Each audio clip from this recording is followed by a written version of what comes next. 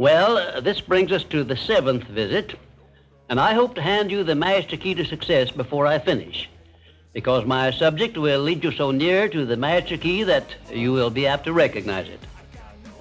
As I have suggested in previous visits, a positive mental attitude can clear away all obstacles which stand between you and your major purpose in life. Because of the importance of the subject of our visit, I shall not only tell you that a positive mental attitude heads the entire list of the 12 great riches in life, but I am going to give you explicit instructions as to what you must do to keep your mind positive. In all the success books I have written, I have never suggested to my readers what they should do without clearly telling them how to do it. Are you ready?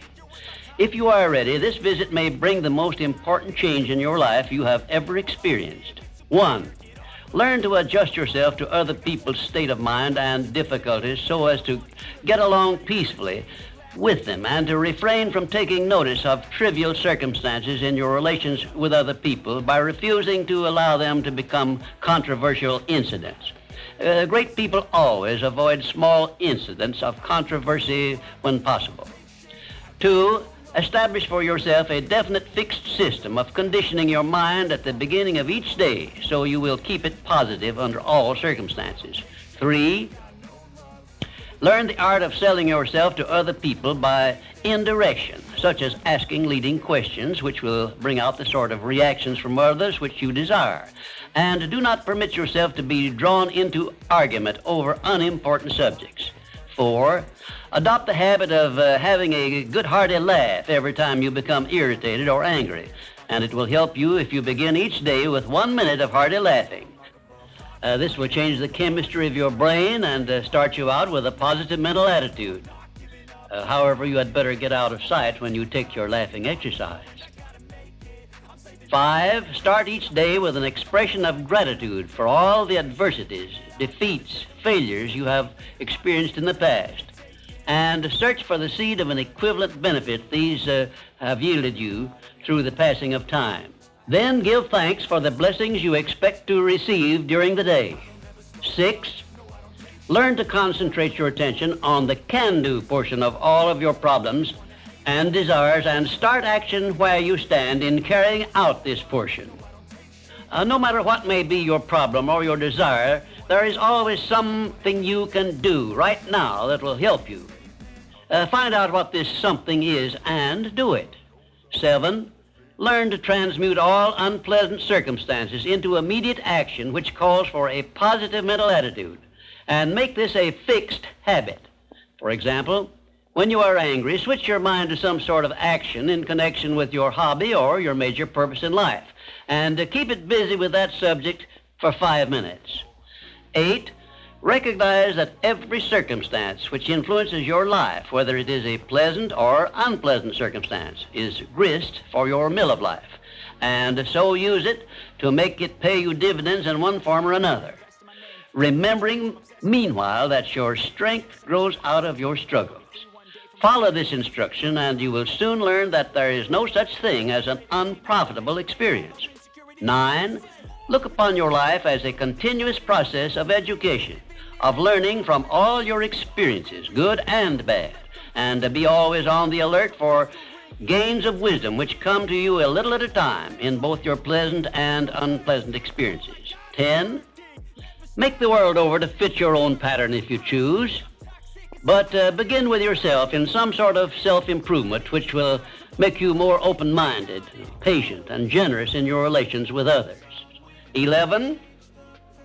Express gratitude twice daily for your recognition of the fact that you have been given complete control over your own mind, and ask for guidance in order that you may use this profound gift wisely in all your thoughts and acts.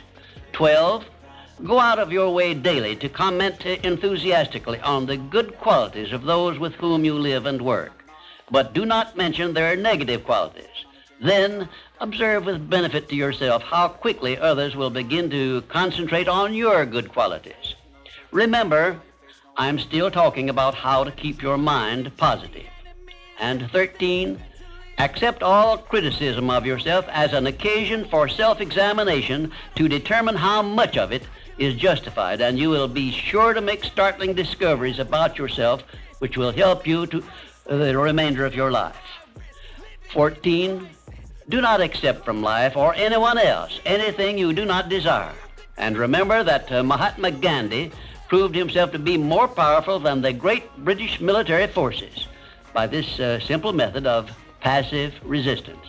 15, remember always that there are two kinds of circumstances which cause you to worry.